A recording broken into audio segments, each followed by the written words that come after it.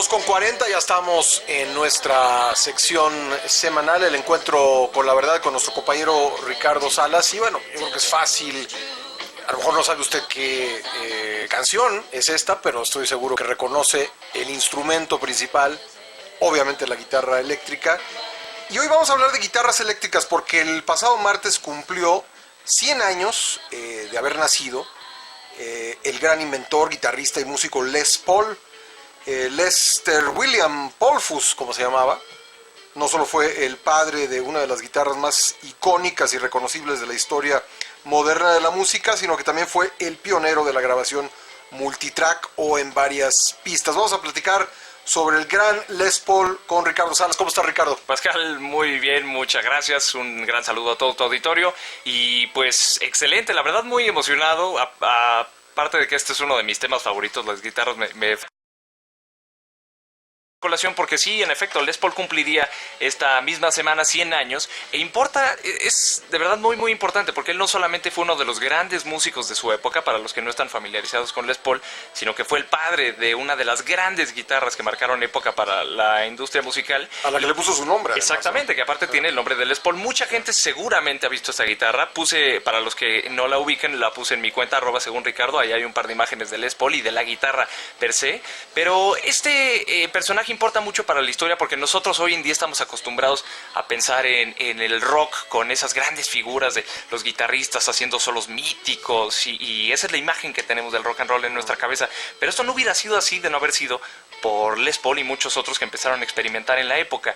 Y no solamente fue un gran artista, sino también se caracterizó por ser un gran inventor. De hecho, como dato curioso, Les Paul, Lester William Polfus, que después se cambiaría el nombre a Les Paul para identificarse mejor, es la única persona que es miembro del Salón de la Fama del Rock and Roll en Estados Unidos y también está en el Salón de la Fama de los Inventores por todas las cosas que trajo no solo a la industria musical, sino también a la industria de la grabación.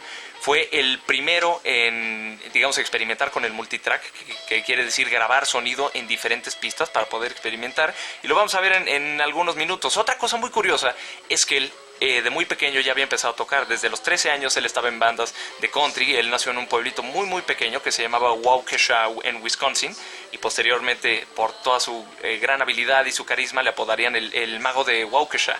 Entonces desde los 13 años empieza a tocar country con algunas bandas, y de hecho tenemos algunas canciones por ahí que nos dan una idea de lo que tocaba. Él empezó con una banda que se llamaba Rhubarb Red y era música totalmente hillbilly, totalmente country, y ahí se pueden dar una idea de lo que estamos escuchando. Eso es lo primero que grabó. Exactamente, pero desde esa temprana edad se veía que tenía un gran talento para la música, y de hecho tal era su inquietud que inventó pues digamos este aparato metálico que uno se pone en el cuello, con el que puede tocar la guitarra con las dos manos y aparte tocar la armónica con la boca sin necesidad de sostenerla. Él inventó eso que muchos vemos hoy en día en los conciertos modernos, y nadie rara vez se le atribuye a Les Paul.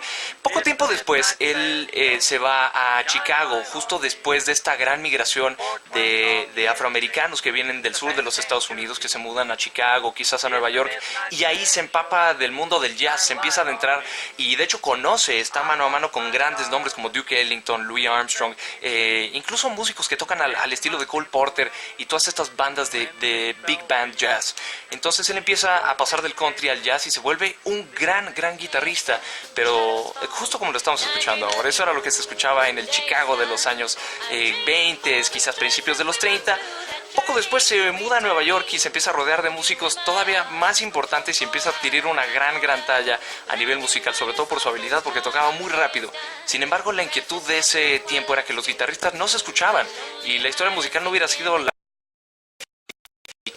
No se escuchaban porque los otros instrumentos hacían mucho ruido, ¿no? Exactamente, sí. En ese tiempo la trompeta, el saxofón, incluso la batería o los instrumentos de percusión hacían mucho ruido. Los guitarristas se veían cada vez pues replegados, no sonaban como querían. Entonces se empieza a experimentar para ver cómo se puede hacer más ruido con la guitarra, y Les Paul es de los primeros que descubre que poniendo agujas de megáfonos o incluso mi teléfono puede amplificar el sonido de la guitarra. Sin embargo, las guitarras guitarras eran guitarras de caja tipo españolas, y cuando se le ponía algún micrófono o algún aparato que lo amplificara, había una retroalimentación, digamos que había un ruido indeseable, que en inglés se le dice feedback. Entonces eso fue como una de las grandes trabas, hasta que tiempo después él descubre que con una guitarra totalmente rígida, digamos un pedazo de madera totalmente sólido, se elimina esa retroalimentación y vamos, se obtiene un sonido amplificado, perfectamente limpio, con el que los guitarristas ya podían escucharse. Entonces el guitarrista empieza a tomar un papel principal en las bandas de aquella entonces. Entonces vemos un cambio muy radical entre la música de finales de los años 30 y cuando empieza la Segunda Guerra Mundial.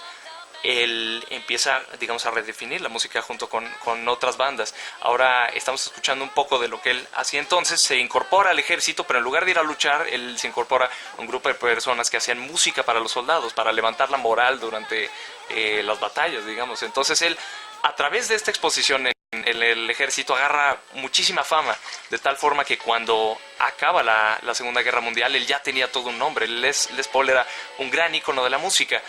Justo en lugar de quedarse dormido en los laureles, empieza a experimentar porque quería encontrar un nuevo sonido, y él insistía en que quería ser diferente del resto de otros músicos. Entonces, a pesar de que estaba inventando con guitarras nuevas, hasta posteriormente desarrollar la suya, él empieza a desarrollar una grabación multitrack en donde se pueden grabar unas partes de guitarra, seguido con otras, eso tenerlo, digamos, como un playback.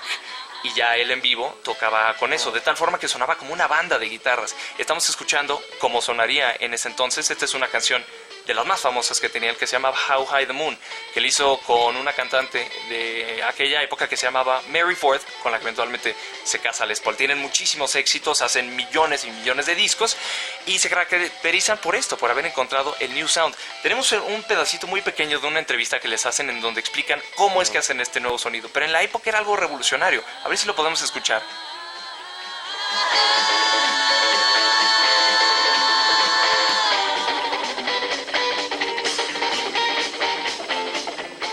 Let's see, I got my wife, Mary. Hi. Well, why don't you grab a guitar and show the people what you can do? All right, I got a lot of ideas. Here we go.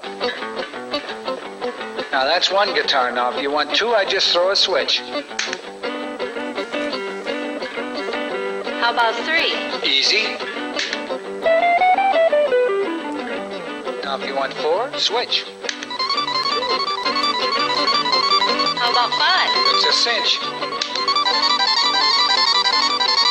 Now, if you want six, here's a half a dozen, the easy one. Bueno, pues ahí se prueba el punto, pero en ese entonces nadie había hecho multitrack y nadie grababa de esa forma. Entonces fue algo totalmente revolucionario. De tal forma que incluso los Beatles le dan crédito. Dicen, si no hubiera sido porque él nos revelara el multitrack, no hubiéramos podido grabar el solo de Hard Day's Night, que es icónico y todo el mundo lo conoce. Pero dice Paul McCartney, era tan difícil que no se podía hacer a tal velocidad en vivo. Entonces por eso lo grabamos en dos partes y por eso suena así.